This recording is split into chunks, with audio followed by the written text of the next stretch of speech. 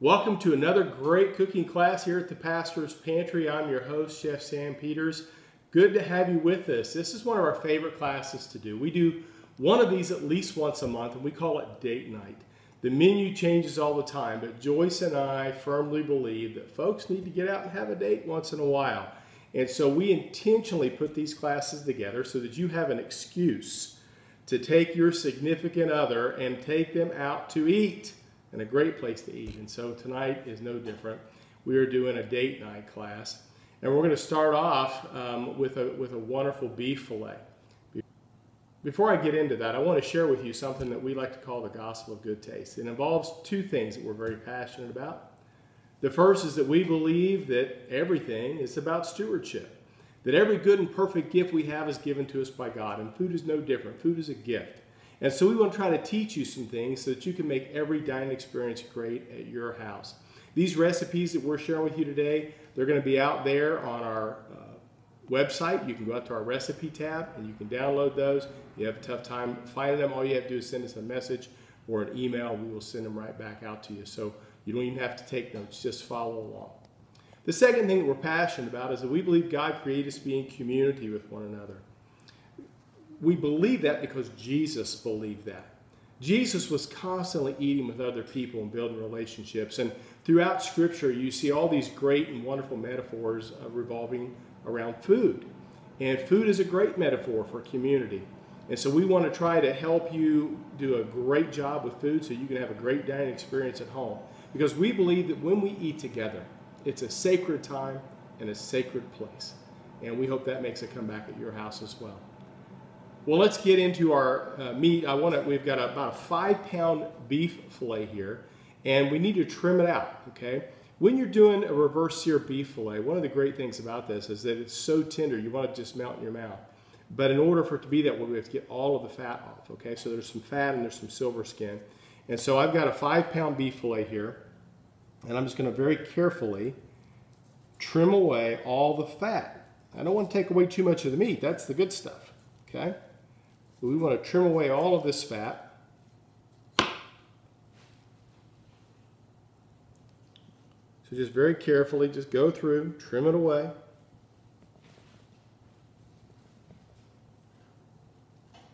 I don't like to have any fat on here. And some of this really thin stuff is like silver skin. And you especially want to try to get that off because it's really tough to chew. And so I'm going to just slip my boning knife underneath there and just kind of peel that away. See that silver skin there? We just want to try to peel that away if we can. Okay, we've trimmed all of the fat. We've got a few pieces on there, but we've trimmed all the fat off of our loin. Now, one of the things that I like to do is I like to tie mine up because as we're doing a reverse sear, we're slow smoking this. And so it's going to take quite a bit of time. And the beef, as it softens, will begin to sort of flatten out. And so it almost takes on more of a football shape. So we want to try to tie it up and keep it nice and round.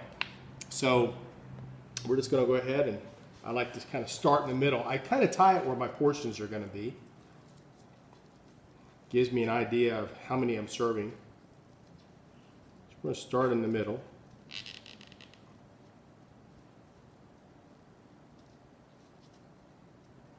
You just want to sort of eyeball that as to what the portions will be. Obviously, a thinner piece will need to be a little bit thicker to get the same weight.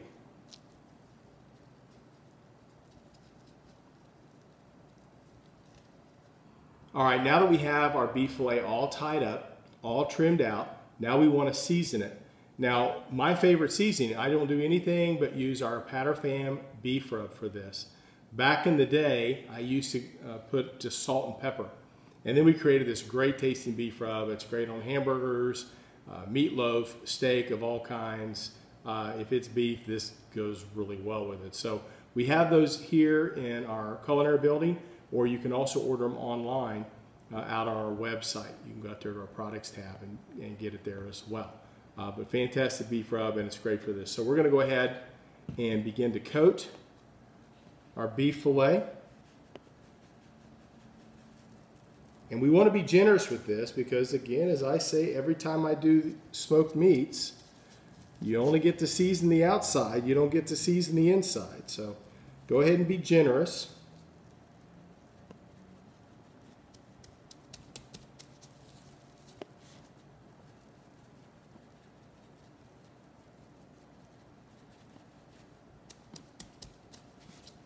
And one more good dose on this side.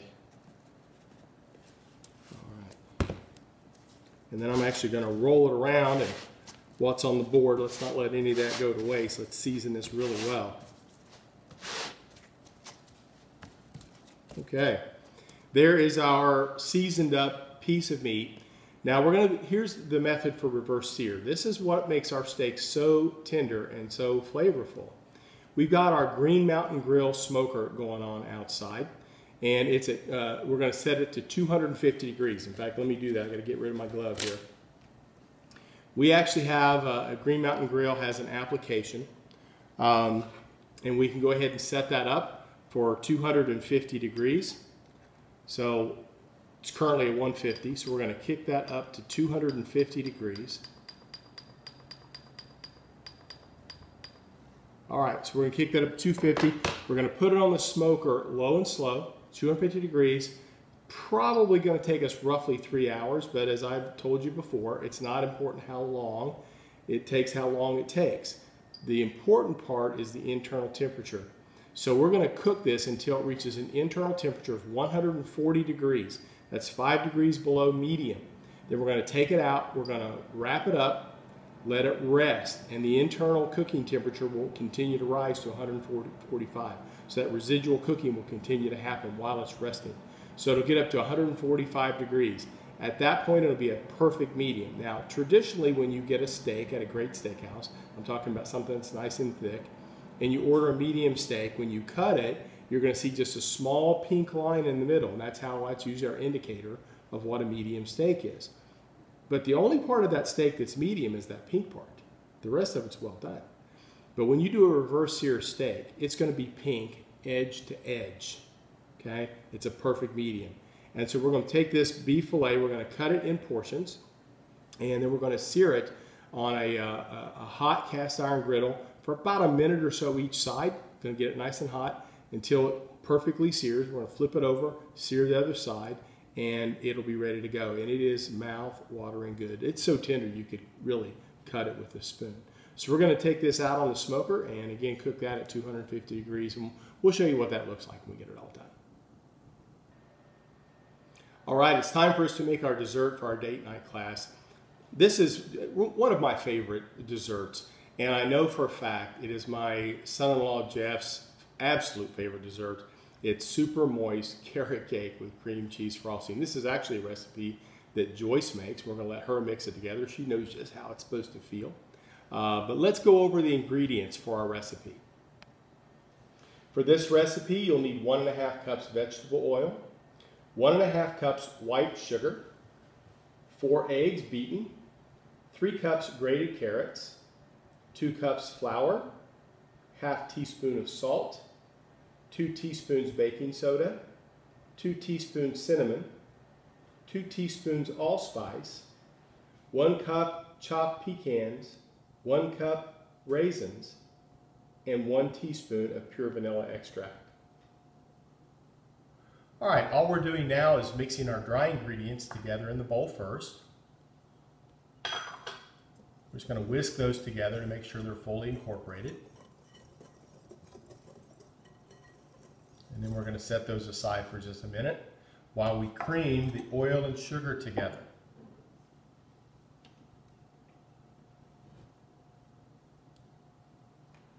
We just started adding the oil into the sugar. And you just want to blend that until that all gets incorporated together and get sort of tasty.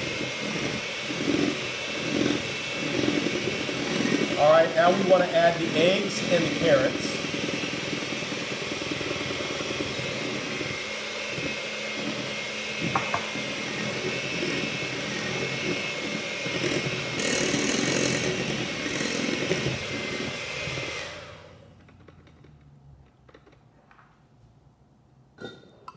We're going to go ahead and fold in our carrots into the eggs and sugar mixture.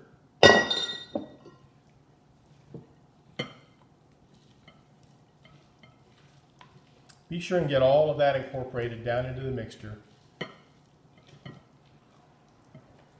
And now we're going to go ahead and add in our dry ingredients, just a little bit at a time. Maybe about a cup at a time.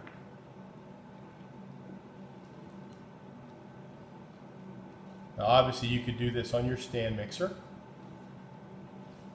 But we're traditionalists around here. We like to do it from scratch in a bowl, the way we've always done it.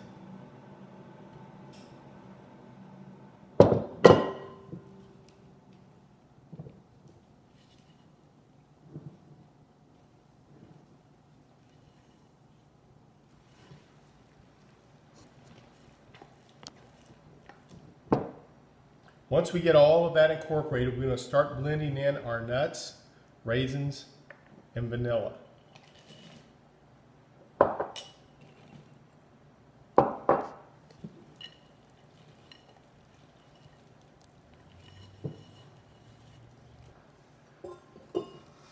we're going to pour this into a 9 by 13 inch pan that's been greased.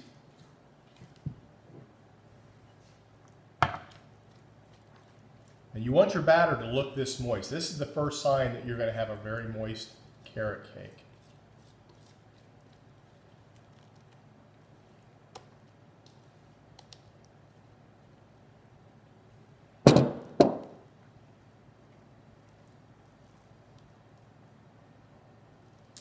And then we're going to place this into a 325-degree oven for about an hour, and then we'll check it to see if it's done. We'll show you what it looks like on the back side. Hey, it's time for us to make our peppercorn sauce for our beef fillet today. So I've got a hot skillet in here. To that, we're going to go ahead and add a half a stick of butter and 4 ounces of olive oil. We want to cut the butter with the olive oil to raise the smoking point. Once we get this nice and hot and bubbly, we're going to add to that our red onions. Let me go through the recipe so you know everything that's in here. We have 4 tablespoons of olive oil. We're going to need a whole stick of butter divided. We've already put half of that in. We need 3/4 cup of finely chopped red onion. You can use shallot for that as well. 4 teaspoons of minced garlic, 2 cups of dry white wine,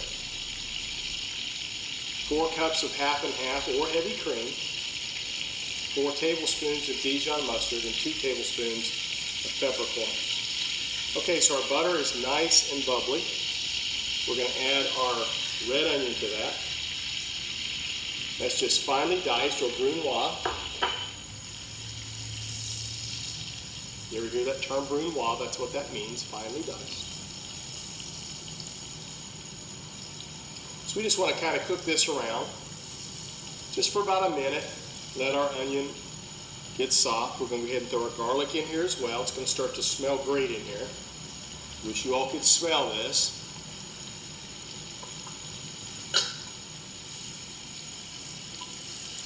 So just stir that around. Let those onions get softened.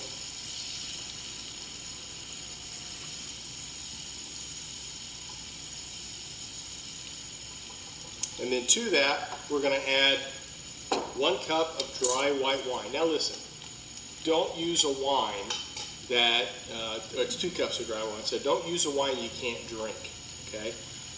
That cooking wine that you see on the shelf, don't use that. It is super salty, it's loaded with sodium. You don't have to buy an expensive wine, just find yourself a nice $4, $5, $6 bottle of dry white wine. That could be any dry white wine you like to drink, and then that's what we're going to use, okay? So I'm going to add that in here.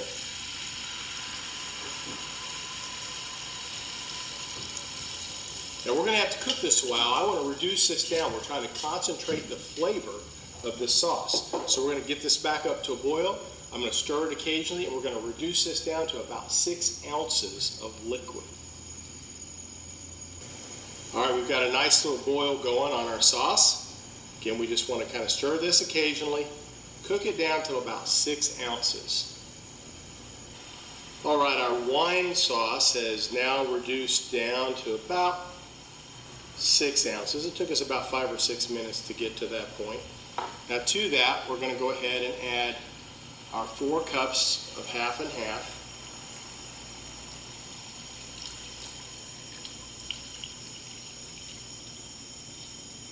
Pour all that in. And then we're going to bring this back to a boil. And you're going to want to watch this because milk will want to boil over.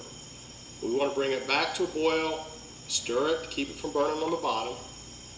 And we want to reduce this by about half. That'll take us about 4 or 5 minutes. Okay, we've got a really good boil going on with our heavy cream that's been added in here. You just want to keep it stirring. You don't want it to boil over. So just keep stirring it. We want to, again, reduce this by about half. That'll take us about 4 to 5 minutes. All right, our sauce is reduced down by about half. It's gotten thick. Now we want to reduce our temperature just to a simmer. Continue to stir it occasionally. And I'm going to add our Dijon mustard. We have 2 ounces of that, or 4 tablespoons.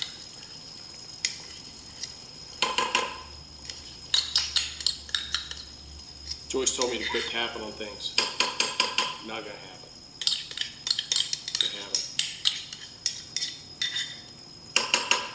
I was watching an episode of Justin Wilson, that old crafty Cajun guy, the other day, and he taps on everything. So I don't feel too bad. Justin Wilson can tap on stuff, so can I. All right, we just want to whisk that in, incorporate the mustard. Once we get that all incorporated, we're going to finish it off. But by reducing this down, we've made our flavors much more intense. We've thickened up the sauce, which is great.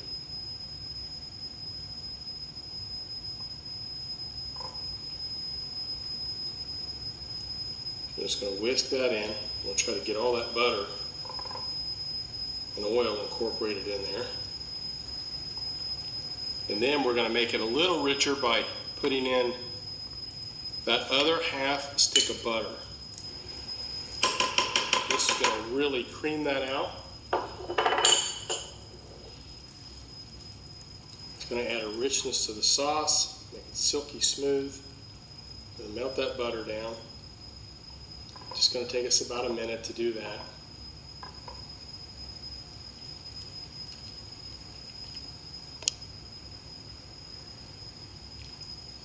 This is going to make a great sauce for the top of our steak. Now, I didn't have to add any salt to this because we're using salted butter. So you don't need to add any unless you're one of those people that like salt on your salt. You don't need to add any on here. Salted butter is all you need.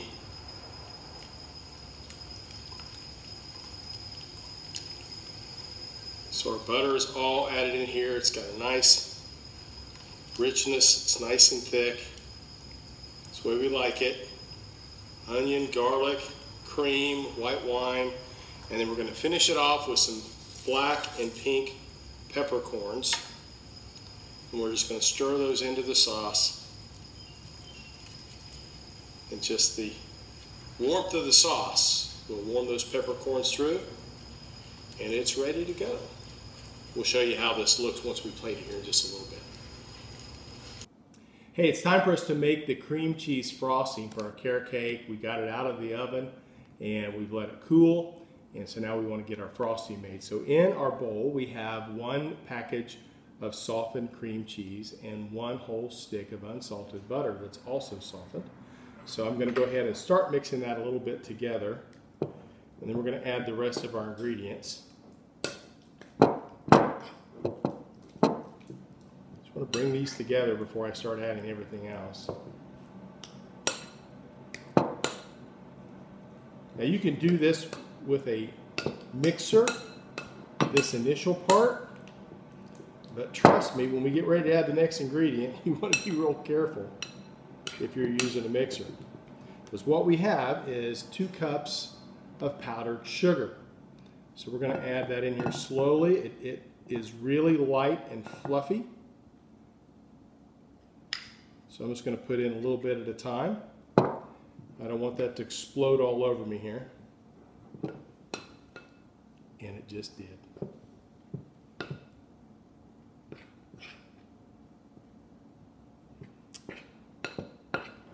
Gotta watch that powdered sugar. You get a powdered sugar bomb in there, right, Joyce? She's on the other side of the camera. I told her I was going to try to talk to her more. So you couldn't see it, but when I did that, she was laughing.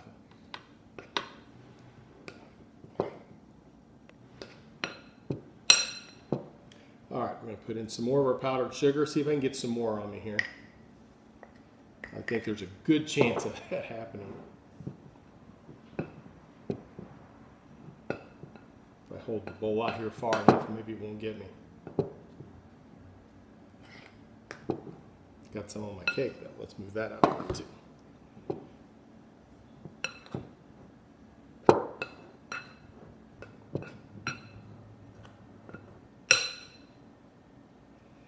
Once I feel like it's all incorporated in there, at least mostly so, we're going to add our final ingredient.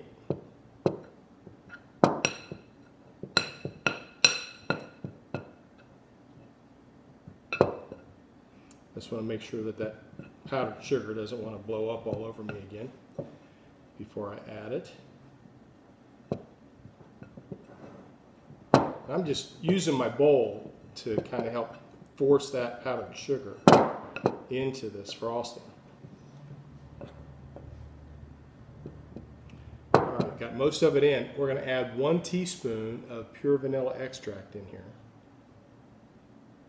because that's a great flavor.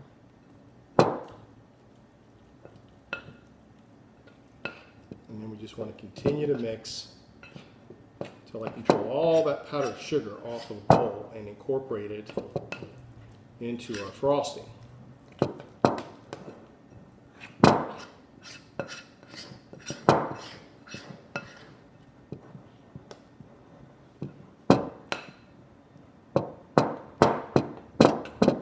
All right. Got that all mixed together.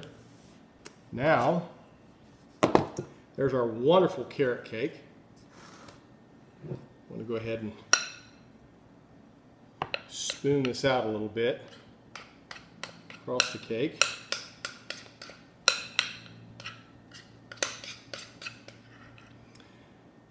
Now this is definitely one of those that if you have somebody that loves this frosting, you want to let them lick the spoon.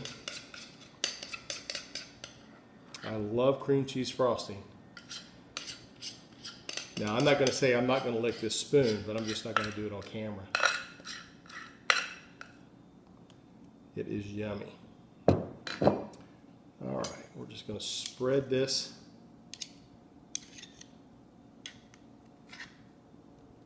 across our cake.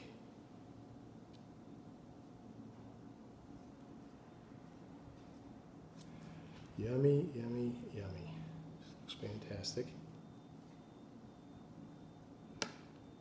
Now Joyce is always on me that I never get enough in the corners, so I'll make sure I get enough in the corners. Again, she's just looking at me like, right.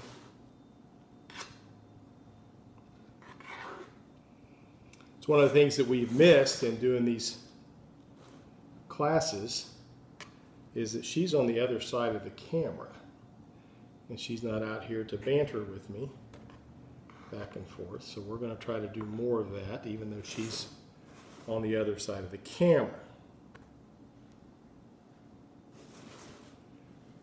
I like to feel like there's somebody in the room with me, and that way I don't feel like I'm talking to myself. All right, I think we just about got it. All right. So we will cut this later, and we will show you what it looks like when we do our final plating. Catch you here in just a little bit. All right, it's time for us to make some brown gravy. I like to make brown gravy from scratch. I actually learned how to make a great brown gravy years ago watching Emeril Lagasse on television. But basically what we want to do is first we have to create our roux. The roux is very simple. It's 50% fat, 50% flour. You can use whatever you want, but we're going to use butter, okay? So we've got 4 tablespoons of butter going in a hot skillet. And I'm going to go ahead and melt that down first. And then we're going to add 4 tablespoons of all-purpose flour.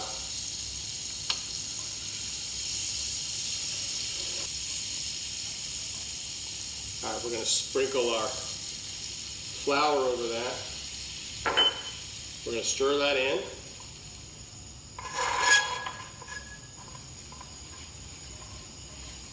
So there's a lot of different stages. Learning how to make a bechamel is the key to making a good gravy. And cheese sauces and a whole lot of other things for that. So what we want to do is we want to whisk this flour and fat, in this case butter, together. When it gets nice and foamy like this is what you call a blonde roux.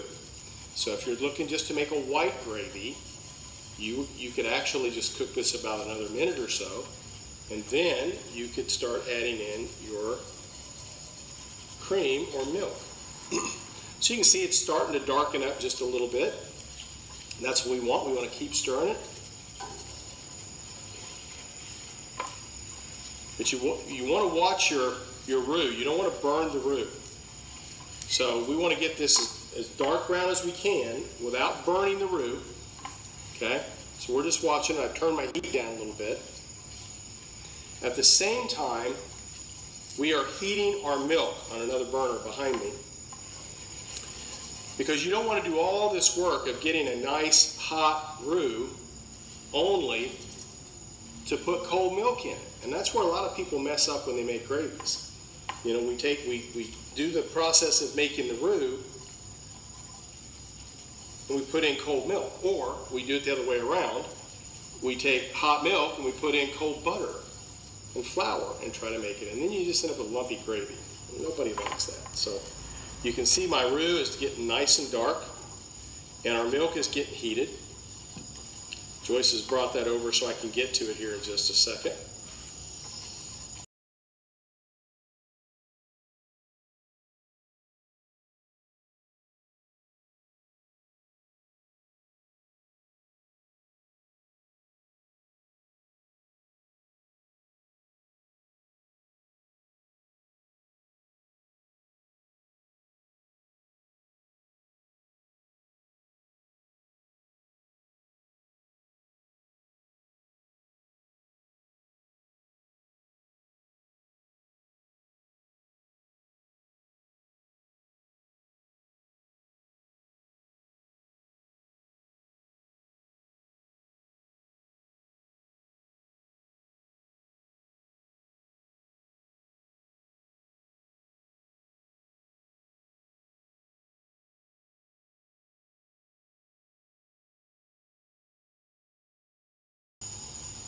All right, we're going to keep stirring our gravy here until it gets nice and thick because it's already hot.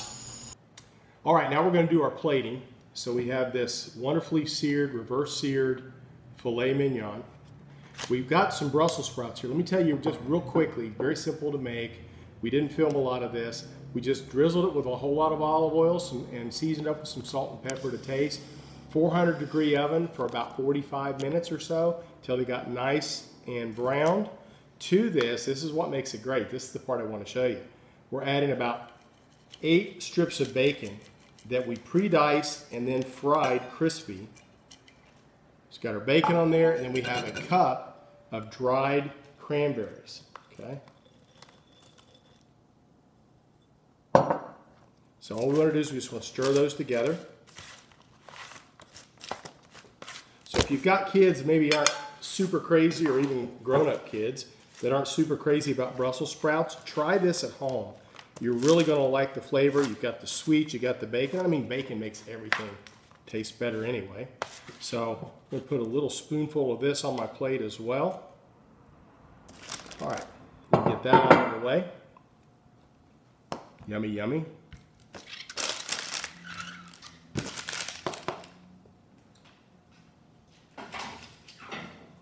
And then we have our mashed potatoes. Now, these mashed potatoes were made with garlic and sour cream and not milk.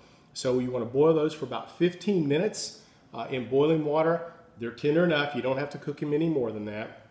And then to that we added about a cup of sour cream and some melted clarified butter and a little seasoning, salt and pepper. Okay, so we've got that put on here.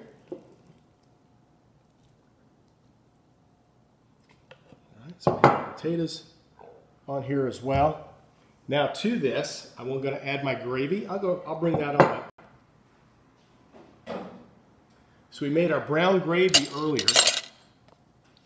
See how nice and delicious that looks? So we got our brown gravy. Put a spoonful of that in there. That's all good to go. And then, what really makes this nice is that peppercorn sauce that we made. Doesn't it look delicious?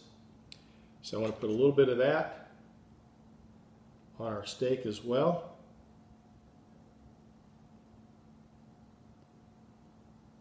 Perfect. And we're just going to garnish this with a little bit of parsley here on the side. You always want some color on the plate.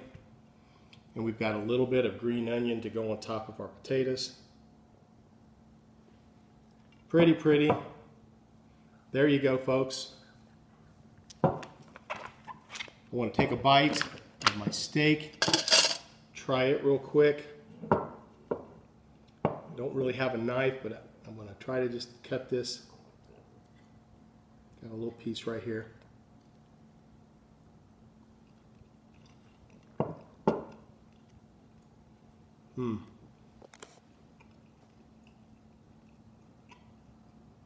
Steak super tender. You got that nice cream into that sauce, and then you bite into a peppercorn and you get that pop of pepper, which is fantastic as well. So take a bite of my Brussels sprouts. Okay. Sweetness of the cranberry mixed in with that little bit of a salty, smoky flavor of the bacon. Delicious Brussels sprouts. And who doesn't like mashed potatoes and gravy? Oh my. That gravy's a killer, I'm going to tell you. You don't get that out of a jar. It's just perfect. And then we finished up our wonderful carrot cake. Turned out perfect. I'm going to get a bite of that as well. Jeff Brotherton, this bite's for you. I know how much you love carrot cake.